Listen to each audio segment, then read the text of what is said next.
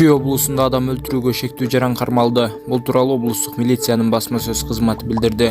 Маалыматка караганда 2022 жылдын 21 ноябрында Ысык Атай районунун Таш-Башат айылынын аймагында денесинде ар кандай жаракаттары бар, жерге көмүлгөн болжол менен 45-50 жаштагы белгисиз адамдын сөөгү табылган. Соттук медициналык эксперттин катышуусу менен өлүктү кароо учурунда ал бычактан көптөгөн жаракат алгандыгы аныкталган. Бул фактыга байланыштуу Кылмыш кодексинин 122-беренеси адам өлтүрүү боюнча кылмыш иши козголгон. Бир катар ыкчам тергөө иш-чараларынын жүрүшүндө маркумдун өздүгү такталып, ал 48 жаштагы жаран экендиги аныкталган. Ал Бишкектин Октябрь райондук милициясы тарабынан 2022 жылдын 18 октябрынан бери дайынсыз жоголгон жаран экендиги такталган.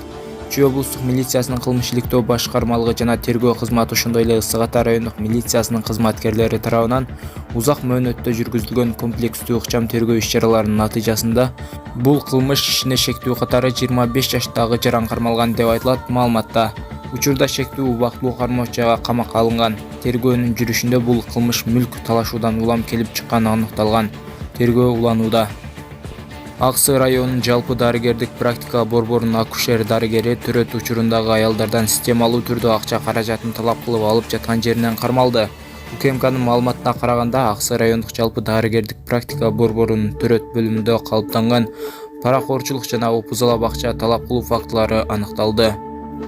Тактап айтканда, УКМКнын Жалал Абад облусу боюнча башкы башкармалыгына жаран кайрылып, Аксы райондук жалпы дарыгердик практика борборунун төрөт бөлүмүнүн акушер-гинекологу 1983 жылы туулган жараны опузалап акча талап кылып жаткандыгына байланыштуу мыйзам чегинде чара көрүлүшүн суранган.